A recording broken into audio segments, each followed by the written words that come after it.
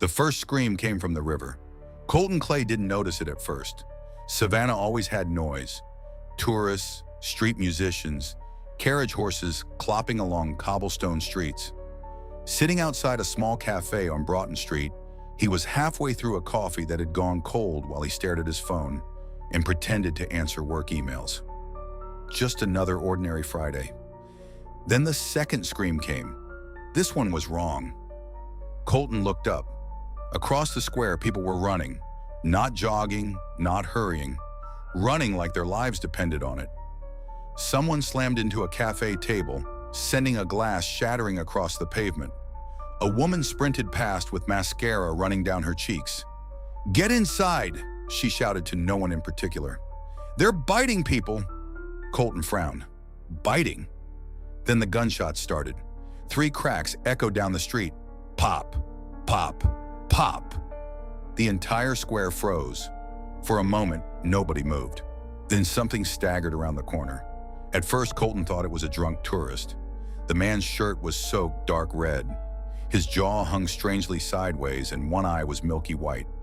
He lurched forward with jerky, unnatural movements. Then he lunged. A college kid in a Georgia Southern hoodie barely had time to scream before the man tackled him. They hit the pavement hard. The thing buried its teeth into the kid's throat. Blood sprayed across the sidewalk. The square erupted. People scattered in every direction. Colton stood frozen, brain refusing to process what he was seeing. This can't be real. The attacker lifted its head. Its mouth was red, and its eyes locked onto Colton. The thing stood, slow at first. Then it ran. Oh, hell no. Colton flipped the cafe table into its path and bolted. Downtown Savannah. 10 minutes later, chaos. Sirens screamed across the city. Police cruisers roared past. A helicopter thundered overhead. And everywhere, people running. Colton sprinted down an alley, lungs burning. Behind him came the unmistakable sound of stumbling feet scraping pavement. More than one set. He glanced back. 3 of them. A woman with half her face gone, a construction worker dragging a mangled leg, and the first one, the crooked jaw guy, still chasing him. Fantastic, Colton gasped. He burst out onto Bay Street and nearly got run over by a pickup truck fishtailing around abandoned cars. The driver leaned out the window. Get off the street! A body slammed against the truck bed from behind. One of the infected. The driver screamed and floored it. The truck plowed into a traffic light. The infected piled onto the wreck like starving animals. Colton staggered backward. This was happening everywhere. Not one attack. Hundreds, maybe thousands. He stumbled into a sporting goods store as the owner was pulling down the metal gate. Hey, hey! The guy hesitated. Colton dove under just before the gate slammed shut. They stood there breathing hard. Outside, people screamed. The owner looked pale. What the hell is happening? Colton shook his head. I think... He looked through the gate. An infected man slammed against it, teeth snapping. More shapes shuffled out of the smoke-filled street. I think the world just ended. 2 hours later, the power went out across Savannah. Night came early. The city burned. Colton sat behind the store counter gripping a metal baseball bat he'd grabbed from a rack. The owner, Frank he'd said, held a shotgun pointed at the door. They had watched the news for about 15 minutes before the signal died. Riots, attacks, cities collapsing, Atlanta gone dark, Charleston overrun, Jacksonville reporting mass casualty events. Frank whispered, You got family here? Colton shook his head. Just me. Frank nodded slowly. Same. A crash echoed from outside. The infected were piling against the gate. Metal groaned. Frank looked at him. If that breaks... Colton nodded. They both knew. The gate bent inward. Then something slammed into the back door of the store. Both men froze. Another crash. Then a voice. Open up or we burn this place. Colton's stomach dropped. Raiders. Already. Frank whispered, Jesus. The back door shuttered again. Last chance. Colton stood. Frank. What? Those things outside? Yeah? They're going to hear gunshots. Frank understood instantly. The shotgun came up. The door burst open. 3 men with rifles rushed in. Boom! The shotgun blast dropped the first raider. Colton swung the bat into the second man's face with a sickening crunch. The third fired wildly.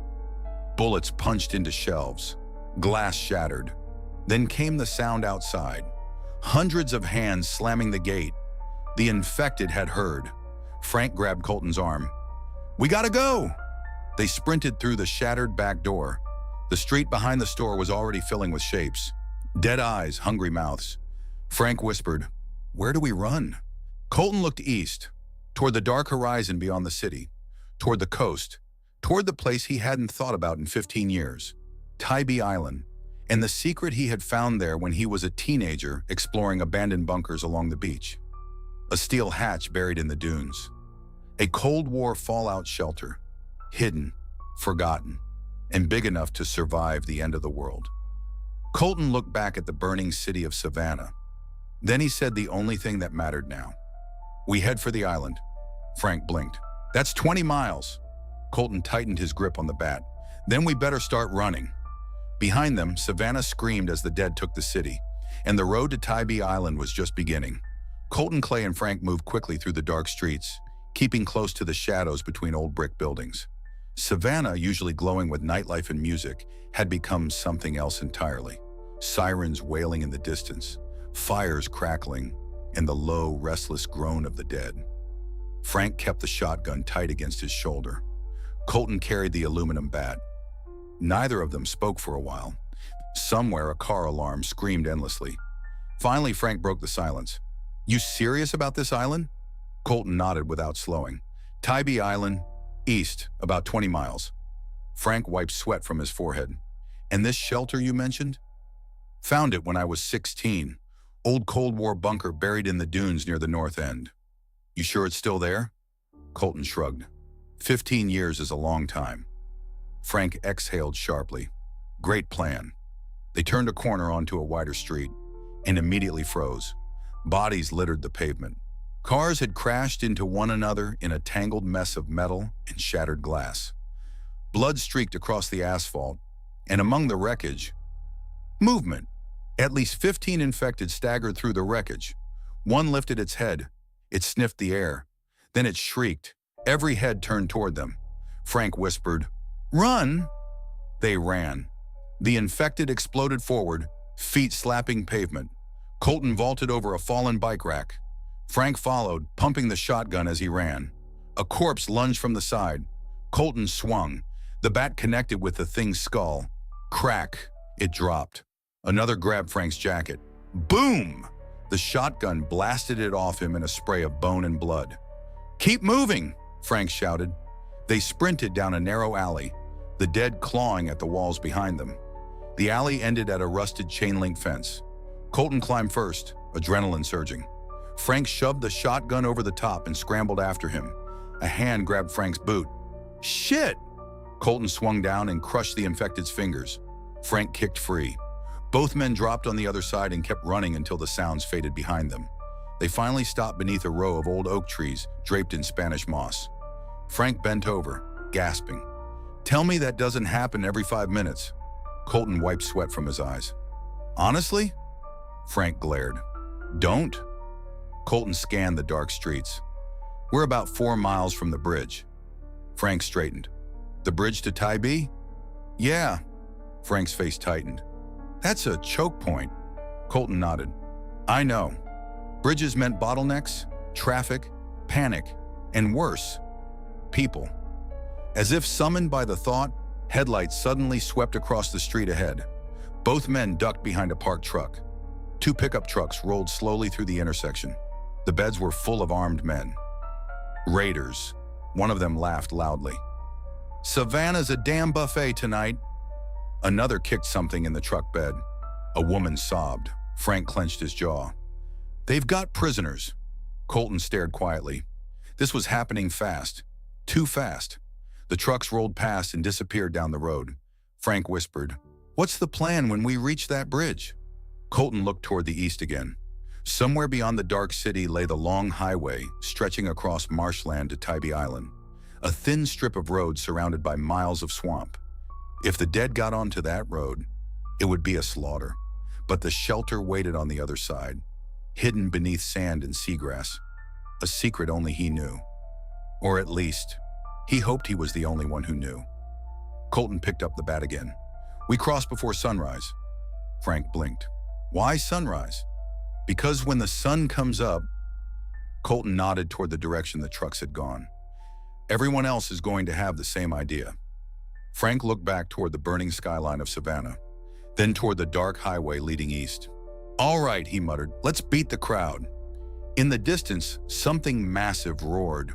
A wave of infected poured through the city streets like a living storm, drawn by gunfire, by screams, by the smell of blood. And by morning, every road out of Savannah would be crawling with the dead, except maybe one, the road to Tybee Island. And Colton Clay intended to reach it first. The sky was beginning to turn gray, that quiet hour before sunrise when the world held its breath. Colton and Frank crouched behind an overturned delivery van on the outskirts of Savannah. Beyond them, Highway 80 stretched across the marshland toward Tybee Island. The bridge. Even in the dim light, they could see the problem. Cars, hundreds of them. Abandoned vehicles clogged both lanes like someone had dumped a junkyard across the road. Doors hung open. Some still had headlights glowing weakly in the early morning fog. Frank whispered, "Well, that's bad." Colton nodded. It was worse than bad. It was a graveyard. Bodies lay scattered between the vehicles. Some slumped over steering wheels. Others sprawled across the asphalt where they'd fallen trying to run.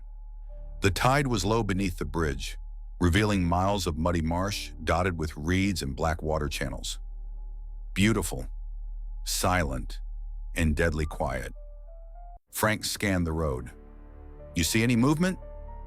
Colton watched carefully. Nothing. No wandering infected. No survivors. Just fog drifting across the bridge. "Maybe they moved on," Frank said. Colton didn't like that sentence. "Or they're inside the cars." Frank made a face. "Don't say that." They waited another minute. Still nothing. Colton tightened his grip on the bat. "All right." Frank looked at him. "All right what?" "We move slow.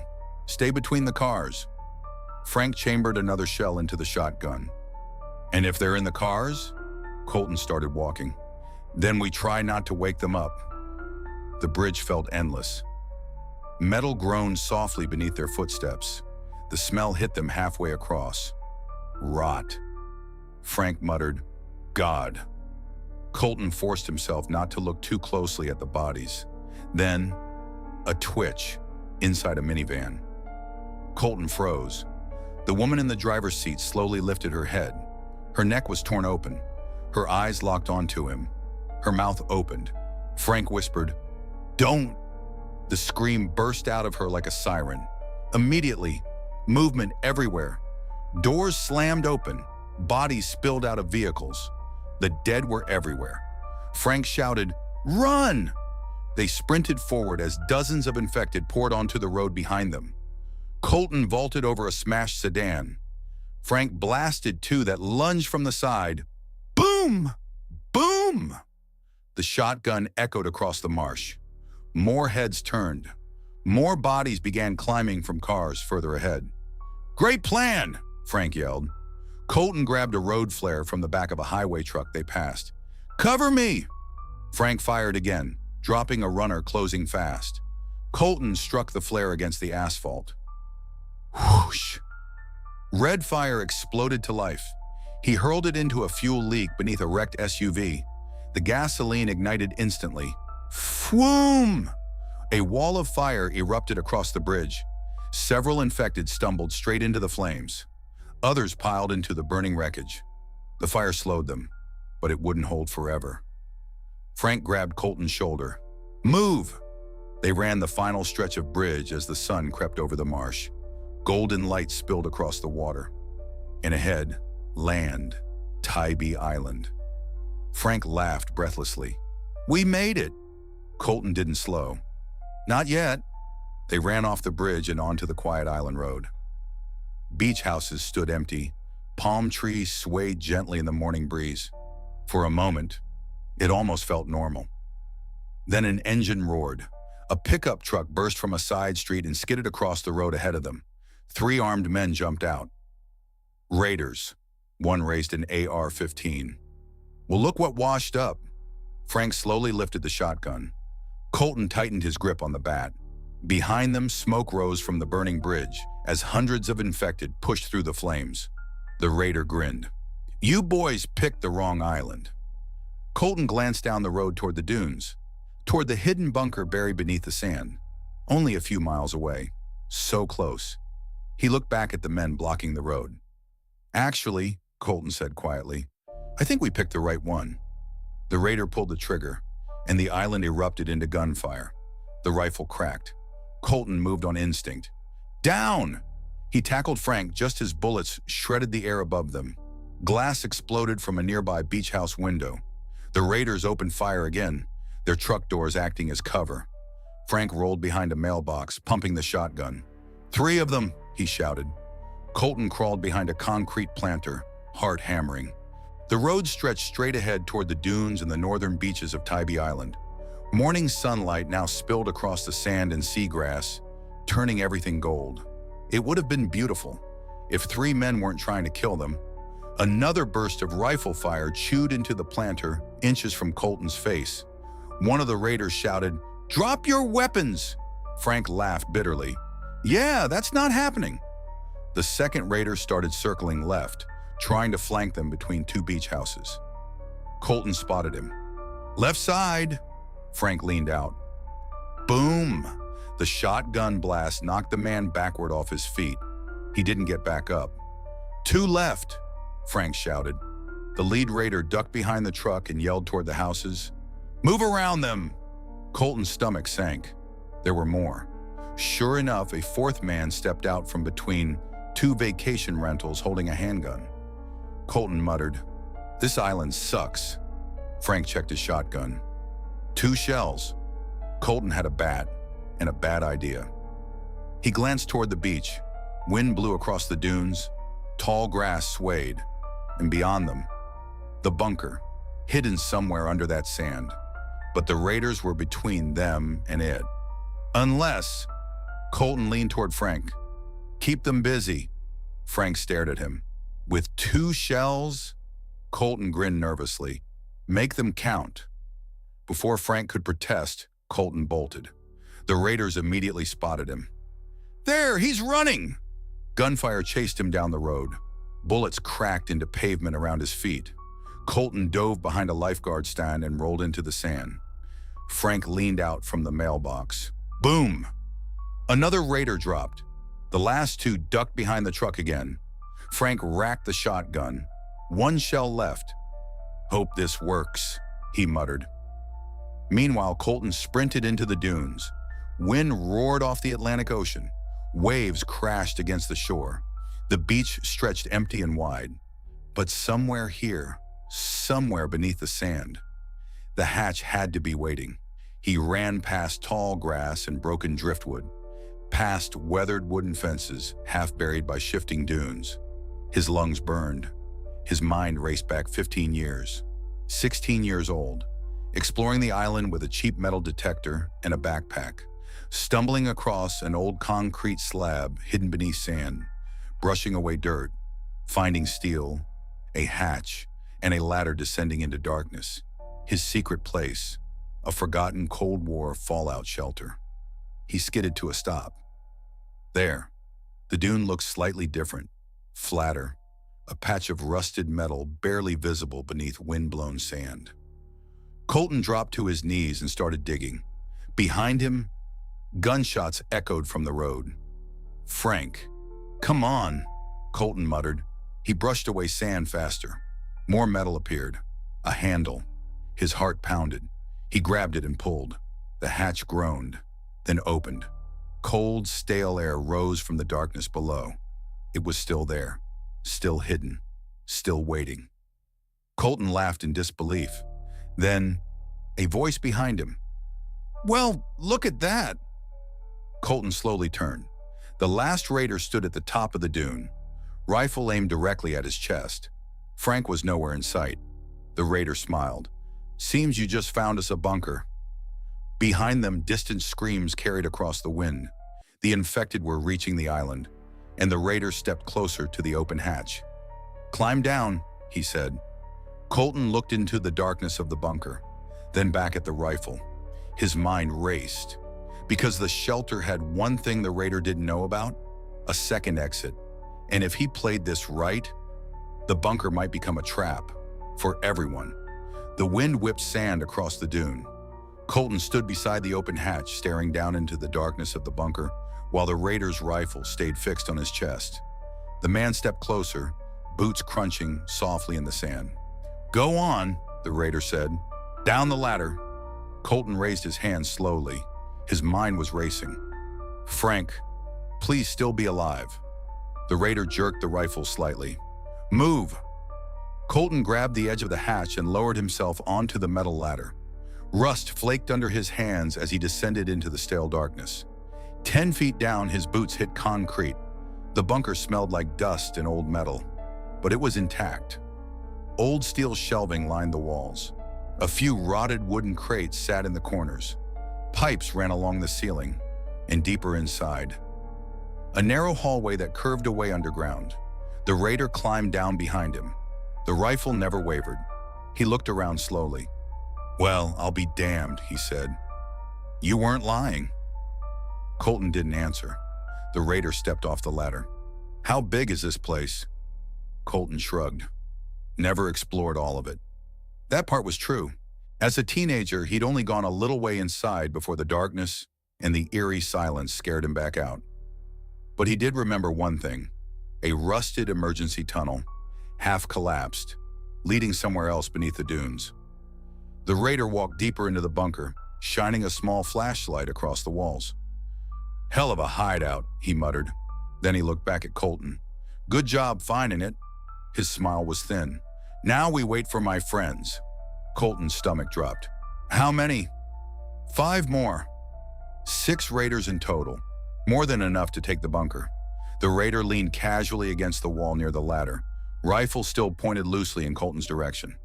"Once they get here, we'll clear the island." "Good little base." Outside, a distant gunshot echoed across the dunes. Both men froze. Another shot, then another. The raider frowned. "What the—" Suddenly, screams, not human, the howling shriek of the infected, carried across the wind from the direction of the bridge. The raider cursed. Those things made it across already. Colton didn't say anything, but inside his pulse quickened. Then, a familiar voice shouted faintly from outside. "Colton!" Frank. Alive. The raider's head snapped toward the hatch. "Well, well." He stepped toward the ladder. "Sounds like your friend made it." He looked down at Colton. "Stay right there." The raider climbed halfway up the ladder and leaned out of the hatch. Colton waited. 3 seconds. 4. Then, Frank's shotgun roared above. Boom! The raider's body jerked violently. Blood sprayed down the ladder. He fell backward into the bunker with a sickening crash. The rifle clattered across the floor. Colton grabbed it instantly. Frank's face appeared above the hatch. "You good?" Colton nodded, breathing hard. Frank climbed down quickly. His face was streaked with sweat and sand. "You owe me a beer," Frank said. Colton gestured toward the dead raider. "Looks like we got the bunker." Frank glanced around, then gave a low whistle. "Damn, this place is real." Another distant scream echoed across the beach. Frank's expression darkened. "How long before those things reach us?" Colton looked toward the tunnel deeper inside the bunker, toward the old emergency passage he remembered, then back at the ladder. "Not long." Frank checked the shotgun. 1 shell. Colton lifted the raider's rifle. "Then we better figure out how to hold this place." Outside, the first infected were already stumbling across the sand dunes, drawn by gunfire, drawn by blood, and the bunker hatch was still wide open, waiting. Chapter 6. The dead at the door. The bunker felt colder now. Colton stood near the ladder, gripping the raider's rifle while Frank pushed the dead man's body away from the hatch. The corpse slid across the dusty concrete floor and stopped against a rusted crate. For a moment, the two men just listened. Wind outside, waves crashing somewhere beyond the dunes.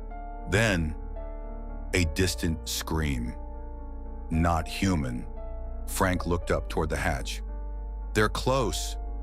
Colton nodded. The infected had crossed the bridge, and they were coming. Frank glanced around the bunker again. It was bigger than it looked from the entrance. The main chamber had once been some kind of storage room. Steel shelves, rusted pipes, and a long table bolted to the floor. Old government stencils were still faintly visible on the walls. Fallout shelter capacity, 40 personnel. Frank whistled quietly. 40 people could live down here.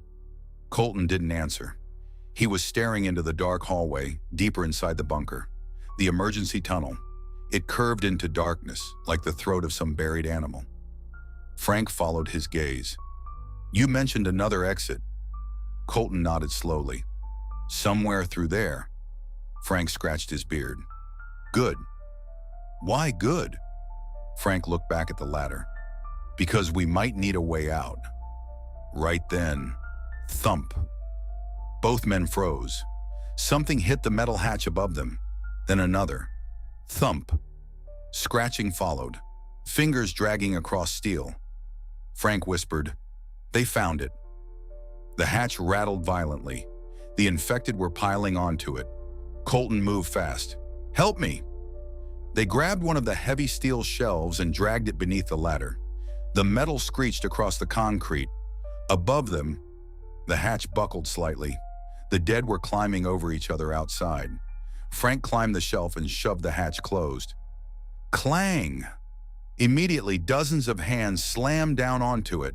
The metal warped inward with a deep groan. Frank jumped down. "That won't hold forever." Colton nodded.